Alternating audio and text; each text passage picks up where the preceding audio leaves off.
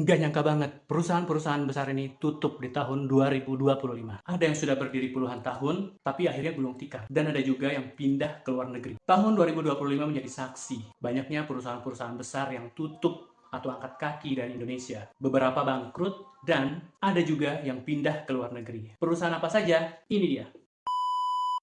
Yang pertama adalah PT Sritex, PT Sri Rejeki Isman Tbk, atau yang biasa kita kenal dengan Sritex, yang pernah menjadi raksasa tekstil di Asia Tenggara, resmi menghentikan operasinya per tanggal 1 Maret 2025. Penutupan ini menyebabkan 10.669 karyawannya di PHK. Sritex sendiri dinyatakan pilot sudah sejak tanggal 21 Oktober 2024 yang lalu, akibat krisis keuangan dan gagal membayar utang. Yang kedua, Sanken yang pabriknya ada di Cikarang. Sanken bakal stop berproduksi mulai Juni 2025 dan akan pindah ke Jepang. Katanya sih mereka mau fokus ke semikonduktor. PT Sanken Indonesia, produsen produk kelistrikan seperti transformator dan power supply, akan menutup pabriknya di Cikarang mulai Juni 2025. Keputusan ini diambil oleh perusahaan induknya di Jepang untuk beralih fokus ke industri semikonduktor. 3. Yamaha Musik. Pabrik di Bekasi tutup, 400 karyawan kena PHK. Alasan utamanya adalah rekonstruksi global. Apa itu? PT Yamaha Produk Asia di Bekasi bakal menghentikan operasionalnya pada akhir Maret 2025, menyebabkan 400 karyawan harus kehilangan pekerjaannya. Langkah ini diambil sebagai bentuk dari rekonstruksi global perusahaan.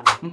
PT Hung A Indonesia. PT Hung A Indonesia ini merupakan produksi ban, terpaksa menutup operasionalnya karena kesulitan mendapatkan bahan baku impor. Keputusan ini mengakibatkan 1.500 karyawan harus di PHK dan kehilangan pekerjaannya. Yang kelima, Tokai Kagu. Tokai Kagu ini merupakan sebuah perusahaan produsen furniture, juga ikut menghentikan produksinya akibat penurunan permintaan di pasar global yang berdampak pada operasional perusahaan. Yang keenam, PT Sepatu Bata. Pabrik sepatu legendaris ini pun harus ikut tutup karena penurunan permintaan dan efisiensi operasional. Hal ini tentu saja berdampak kepada karyawan PT tersebut yang akhirnya harus di PHK secara terpaksa dan kehilangan pekerjaan.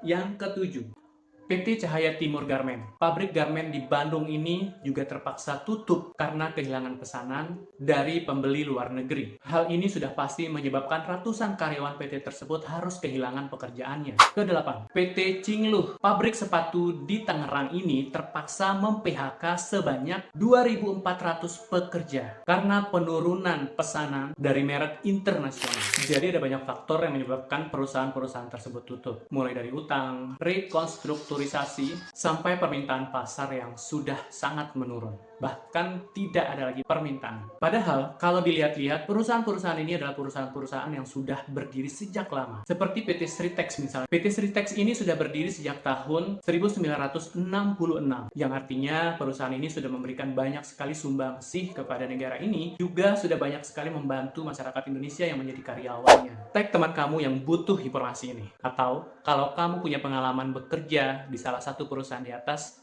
cerita dong.